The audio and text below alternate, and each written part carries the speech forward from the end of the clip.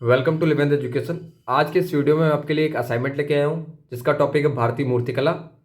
अगर आपको भारतीय मूर्तिकला का विकास टॉपिक दिया गया है असाइनमेंट के लिए तो भी आप यही कंटेंट उस असाइनमेंट में लिख सकते हैं।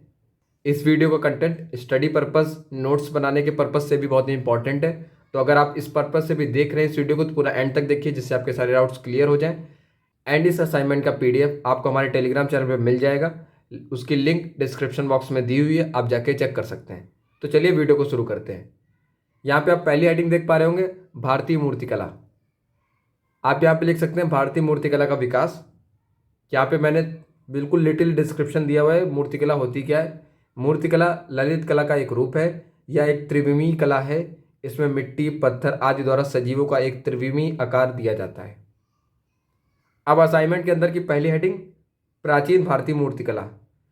पाषाण काल में पत्थर के बर्तन और औजार बनाने की शुरुआत हुई, लेकिन भारत में मूर्तिकला का विकास हड़प्पा काल में ही हुआ। सिंधु घाटी सभ्यता के स्थलों से पशुपतिनाथ की मूर्ति प्राप्त हुई है जिसके चारों ओर हाथी बैल हिरण हैं। यहाँ से एक स्त्री की मूर्ति प्राप्त हुई है जो लहंगा पहने हुए है। इसे मातृ देवी की मूर्ति माना गया है। यहाँ से 7 इंच लंबी एक मानव की सिर की मूर्ति भी प्रकट हुई है। यहाँ से प्राप्त मूर्तियाँ मिट्टी कांस और टेरिकोटा की हैं। यहाँ से नर्तकी की कांस की मूर्ति प्राप्त हुई है। इसके अलावा यहाँ की मोहरों पर भी मूर्तियों की तरह अलंकरण किया गया है। अब अगला पेज देखते हैं असाइनमेंट का। यहाँ पे देखेंगे, वैदिक काल में मूर्ति पूजा का प्रचलन नहीं था। लोग केवल अग्नि के चारों ओर पूजा करते थे। हालांकि मूर्तियों का कुछ जिक्र वैदिक साहित्य में मिलता है। बौद्ध जैन और वर्तमान हिंदू धर्म के विकास के साथ मूर्तिकला में भी काफी विकास हुआ। अब अगली हेडिंग है हड़प्पा कालीन मूर्तिकला। हड़प्पा सभ्यता में मृण मूर्तियों यानी कि मिट्टी की मूर्ति, प्रस्तर मूर्ति तथा धातु की मूर्ति तीनों गढ़ी जाती थी। प्रस्तर यानी पत्थर की मूर्ति, मृण मूर्ति यानी मिट्टी की मूर्ति और धातु मूर्ति जैसे आपने अभी देखा होगा ब्रॉन्ज डांसिंग गर्ल की जो मूर्ति प्राप्त हुई उसके बारे में। मिट्टी की मूर्तियां लाल मिट्टी एवं कॉर्न्स नामक प्रस्तर के चूर्ण से बनाई गई कांचली मिट्टी से बनाई जाती थी। धातु मूर्तियों के निर्माण के लिए हड़प्पा सभ्यता में मुख्यतः तांबा व कांसा का प्रयोग किया जाता था। सेल घड़ी पत्थर से बनी मोहनजोदड़ो की योगी मूर्ति अध खुले नेत्र, नाक के अग्रभाग पर टिकी दृष्टि, छोटा मस्तिष्क व सवरी हुई दाढ़ी इसकी कलात्मकता का प्रमाण है। अगला पेज देखते हैं। मोहनजोदड़ो से प्राप्त एक नर्तकी की धातु मूर्ति कांसा भी मूर्तिकला का एक बेजोड़ नमूना है। हड़प्पा कालीन दायमाबाद महाराष्ट्र में प्राप्त बैलगाड़ी को चलाते हुए गाड़ीवान की मूर्ति भी मूर्तिकला का उत्कृष्ट उदाहरण है। मृण मूर्तियों में हड़प्पा काल में मुख्यतः सीटियां, झुनझुने, खिलौने और वृषभ आदि बनाए गए। तो ये तो हो गई हड़प्पा कालीन मूर्तिकला के बारे में। अब अगला टॉपिक है मौर्यकालीन मूर्तिकला। मौर्यकालीन मूर्तिकला में क्या है, चमकदार पॉलिश ओप, मूर्तियों की भावा अभिव्यक्ति, एकाश्म पत्थर द्वारा निर्मित पाषाण स्तंभ एवं उनके कलात्मक शिखर यानी शीर्ष मौर्यकालीन मूर्तिकला की विशेषताएं हैं। मौर्य काल में जो मूर्तियां उपलब्ध हुई हैं उन्हें पत्थर व मिट्टी की मूर्ति तो मिली है किंतु धातु की कोई मूर्ति नहीं मिली है। मौर्यकालीन जो मूर्तिकला है इसमें सारी जो मूर्तियां मिली हैं या तो मिट्टी की हैं या पत्थर की हैं, लेकिन धातु की कोई नहीं मिली जैसे कि हमें हड़प्पा में मिली थी। इस चीज को याद रखिएगा। मौर्य काल में मूर्तियों का निर्माण चिपकवा विधि, अंगुलियों या चुटकियों का इस्तेमाल करके या सांचे में डालकर किया जाता था। अब अगला पेज देखते हैं असाइनमेंट का। मौर्यकालीन मृण मूर्तियों के विषय हैं पशु पक्षी, खिलौना और मानव, अर्थात ये मृण मूर्तियां गैर धार्मिक उद्देश्य वाली मृण मूर्तियां हैं। प्रस्तर मूर्तियां अधिकांशतः शासकों द्वारा बनवाई गई, फिर भी किसी देवता को अभी प्रस्तर मूर्ति में नहीं ढाला गया, यानी उद्देश्य सेकुलर ही है। देखिए मौर्यकालीन जो मूर्तिकला थी उसमें कोई धार्मिक मूर्ति हमें नहीं मिली है, इस चीज को याद रखिएगा। मौर्य काल में प्रस्तर मूर्ति निर्माण में चुनार के बलुआ पत्थर और पारखम जगह से प्राप्त मूर्ति में चित्तीदार लाल पत्थर का इस्तेमाल हुआ है। मौर्य काल की मूर्तियां अनेक स्थानों यथा पाटलिपुत्र, वैशाली, तक्षशिला, मथुरा, कौशाम्बी, अहिच्छित्र, सारनाथ आदि से प्राप्त हुई हैं। कला, सौंदर्य एवं चमकदार पॉलिश की दृष्टि से सम्राट अशोक के कालखंड की मूर्तिकारी को सर्वोत्तम माना गया है।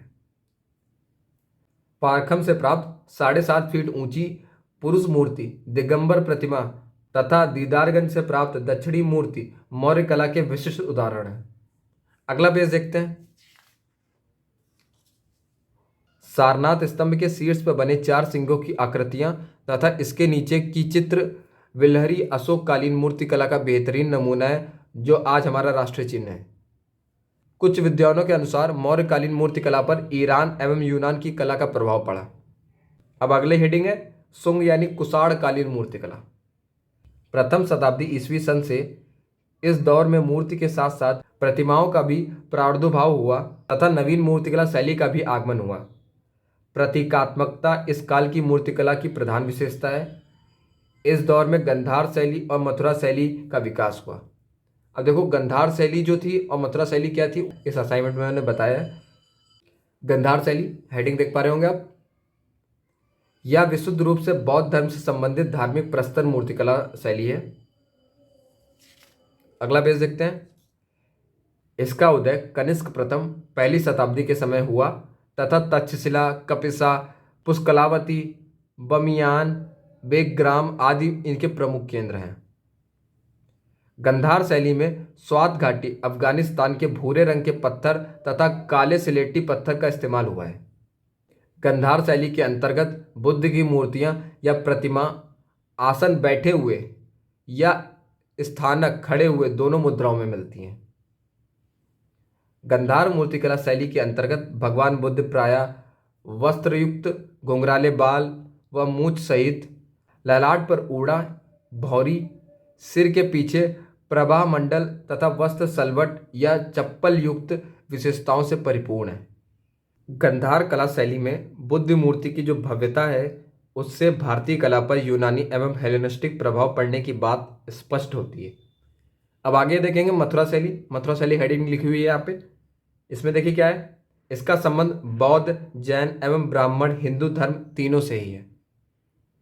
जो गंधार शैली थी वो केवल गौतम बुद्ध यानी बौद्ध धर्म से संबंधित थी, लेकिन मथुरा शैली बौद्ध धर्म, जैन धर्म और ब्राह्मण यानी हिंदू धर्म तीनों से, यानी ये तीनों धर्म है, इन तीनों से संबंधित है।